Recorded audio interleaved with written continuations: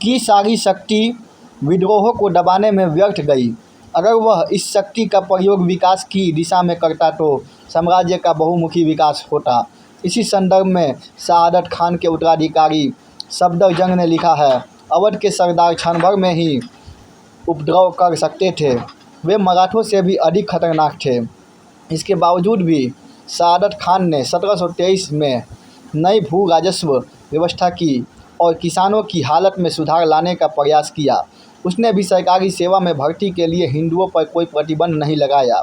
सआदत खान ने प्रशासन को श्रेष्ठ बनाने का सफल प्रयास किया, सेना को अच्छे हथियार उपलब्ध कराए और सैनिकों को अच्छे वेतन दिए। 1739 में सआदत खान की मृत्यु हो गई, पर मरने से पहले उसने स्वतंत्र शासक की भांति शासन करना प्रारंभ कर दिया था और अवध के नवाब के पद को वंशानुगत बना दिया था। उसके बाद उसका भतीजा सफदरजंग उसका उत्तराधिकारी बना। उसको 1748 ईस्वी में इलाहाबाद का प्रांत भी मिल गया। सफदरजंग ने 1754 ईस्वी तक शासन किया। उसके शासन के दौरान इलाहाबाद और अवध में शांति बनी रही। मराठे उसके मित्र हो गए। उसने रुहेलों और बंगेश पठानों को दबाने का प्रयास किया। बंगेशों के खिलाफ उसने जाटों और मराठों का समर्थन प्राप्त किया, जिसके लिए उसे प्रतिदिन 40,000 रुपये देने पड़े। बाद में उसने पेशवा को अपने पक्ष में ले लिया, लेकिन पेशवा ने सफदरजंग के विरोधियों का साथ दिया, जिससे दोनों के बीच जो मैत्रीपूर्ण संबंध थे वे समाप्त हो गए। सआदत खान और सफदरजंग ने अवध के निवासियों को शांतिपूर्ण शासन तो दिया ही साथ एक नई संस्कृति को जन्म देने में भी अपना योगदान दिया।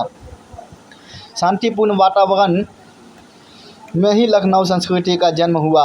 लखनऊ में इसी समय उर्दू का विकास हुआ। मैसूर विजयनगर साम्राज्य के पतन के बाद मैसूर राज्य का अपना पृथक अस्तित्व हो गया और यहाँ पर वाडियार वंश का शासन हो गया। चिक्का कृष्णराज के समय में यहाँ 2 मंत्रियों नंजाराज और देवराज का प्रभाव काफ़ी बढ़ गया और राजा मात्र उनके हाथों की कठपुतली बनकर रह गया। इन्हीं के समय में हैदर अली का उदय हुआ और उसने मैसूर राज्य को अत्यंत शक्तिशाली और प्रतिष्ठित बनाया, जिससे अंग्रेज उसे अपने प्रबल प्रतिद्वंदी मानने लगे। हैदर अली का जन्म 1721 ईस्वी में एक ऐसे परिवार में हुआ था जिसकी राजसी परिवार से कोई संबंध नहीं था। वह गरीबी में पला और बड़ा हुआ था। उसने अपना जीवन एक मामूली सैनिक के रूप में शुरू किया। वह अशिक्षित था लेकिन तीव्र बुद्धि का मालिक था, इसीलिए शीघ्र ही वह एक सैनिक से मैसूर का शासक बन गया। हैदर अली ने अनेक युद्ध जीते और तरक्की करता गया। उसने अपने सैनिकों को प्रशिक्षण देने और अच्छे शस्त्र उपलब्ध कराने के लिए फ्रांसीसियों की सहायता से डिंडीगुल में 1755 ईस्वी में आधुनिक शस्त्रागार स्थापित किया। अब वह इतना शक्तिशाली हो गया था कि 1761 ईस्वी में उसने नंजराज का तख्त पलट दिया और मैसूर का शासक बन बैठा।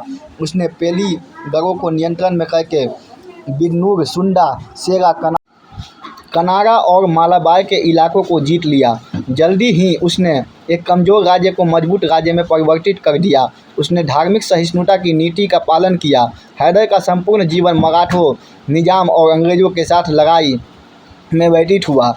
उसने 1769 ईस्वी में अंग्रेजी फौजों को बार बार हराया और मद्रास को जीत लिया, परंतु अंग्रेज़ों के साथ हुई संधि में उसे वह वापस करना पड़ा। द्वितीय मैसूर युद्ध के दौरान हैदर अली की मृत्यु हो गई। उसके पश्चात टीपू सुल्तान ने अंग्रेज़ों का जमकर विरोध किया। टीपू 1799 में चौथे आंग्ल मैसूर युद्ध में मारा गया। मैसूर राज्य के एक बड़े भाग को अंग्रेज़ों, मराठों और निजाम ने आपस में बांट लिया और मैसूर वाडियार वंशज को सौंप दिया। हैदर अली और टीपू सुल्तान ने मैसूर की सेना को सुसंगठित और आधुनिक तो बनाया ही साथ आर्थिक क्षेत्र में भी मैसूर को स्थायित्व प्रदान किया। मैसूर की स्थिति की प्रशंसा सर जॉन शोर ने भी की। मैसूर का किसान मद्रास के किसानों से अधिक समृद्ध था। टीपू ने आधुनिक व्यापार और उद्योग के महत्व को समझा। उसने व्यापार बढ़ाने के उद्देश्य से फ्रांस, तुर्की तथा ईरान में राजदूत भेजे और चीन के साथ व्यापार को बढ़ावा दिया। केरल 18वीं शताब्दी में केरल में अनेक छोटे छोटे सामंत थे, लेकिन 4 महत्वपूर्ण राज्य थे: कालीकट, चिराक्कल, कोचीन, त्रावणकोर। यहाँ मार्तंड वर्मा का प्रभुत्व था।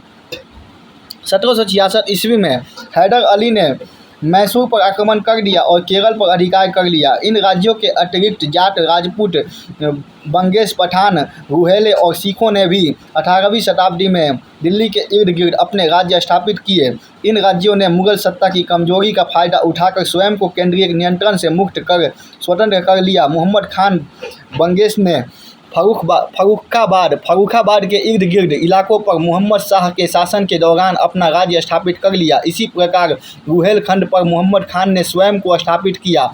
इसकी रुहेलखंड राजधानी पहले आंवला और बाद में रामपुर थी। सिखों ने भी अपने स्वतंत्र राज्य स्थापित कर लिए और संपूर्ण पंजाब 12 मिसलों में बंट गया। 18वीं शताब्दी के अंत में सूकर चकिया मिसल के महाराजा रणजीत सिंह ने पंजाब का नेतृत्व किया। 19वीं शताब्दी के मध्य में पंजाब पर अंग्रेजों का अधिकार हो गया। पंजाब रणजीत सिंह के समय में अत्यंत शक्तिशाली बन गया था और अंग्रेजों को सिखों की शक्ति से भय होने लगा था। इस प्रकार उत्तरकालीन मुगलों के समय में संपूर्ण मुगल साम्राज्य छोटे छोटे राज्यों में बंट गया था और मुगल बादशाह नाम मात्र का बादशाह रह गया था।